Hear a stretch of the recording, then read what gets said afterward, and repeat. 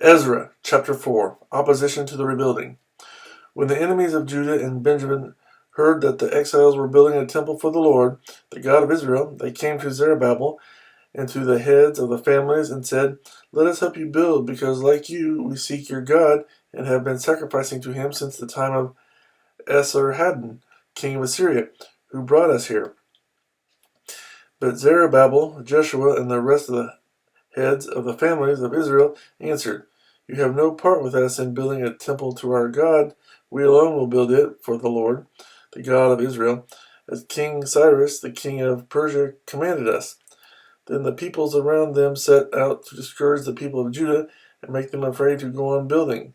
They hired counselors to work against them and frustrate their plans during the entire reign of Cyrus, king of Persia, and down to the reign of Darius, king of Persia. Later opposition under Xerxes and Artaxerxes. At the beginning of the reign of Xerxes, they lodged an accusation against the people of Judah and Jerusalem.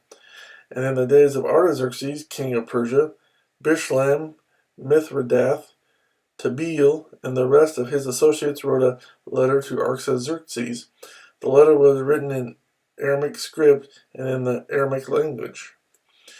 Rehum, the commanding officer, and Shishai, the secretary, wrote a letter against Jerusalem to Artaxerxes the king as follows.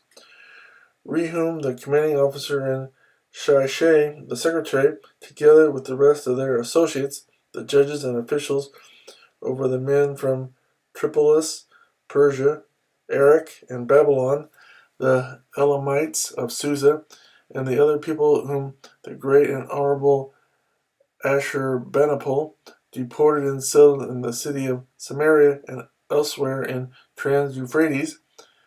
This is a copy of the letter they sent him to King Artaxerxes, from your servants, the men of Trans-Euphrates. The king should know that the Jews who came up to us from you have gone to Jerusalem and are rebuilding that rebellious and wicked city. They are restoring the walls and repairing the foundations. Furthermore, the king should know that if this city is built and its walls are restored, no more taxes, tributes, or duty will be paid, and the royal revenues will suffer. Now, since we are under obligation to the palace, and it is not proper for us to see the king dishonored, we are sending this message to inform the king, so that a search may be made in the archives of your predecessors. In these records you will find that this city is a rebellious city, troublesome to kings and provinces, a place of rebellion from ancient times. That is why this city was destroyed. We inform the king that if this city is built and its walls are restored, you will be left with nothing in Trans-Euphrates. The king sent this reply. To Rehum, the commanding officer, Shishai, the secretary, and the rest of their associates living in Samaria and elsewhere in Trans-Euphrates. Greetings. The letter you sent us has been read and translated in my presence. I issued an order and a search was made, and it was found that this city has a long history of revolt against kings and has been a place of rebellion and sedition. Jerusalem has had powerful kings ruling over the whole of Trans-Euphrates, and taxes, tribute, and duty were paid to them. Now issue an order to these men to stop work, so that this city will not be rebuilt until I so order. Be careful not to neglect this matter. Why let this threat grow to the determinant of the royal interests?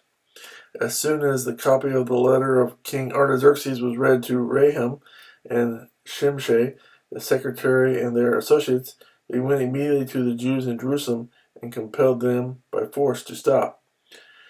Thus the work on the house of God in Jerusalem came to a standstill until the second year of the reign of Darius, king of Persia.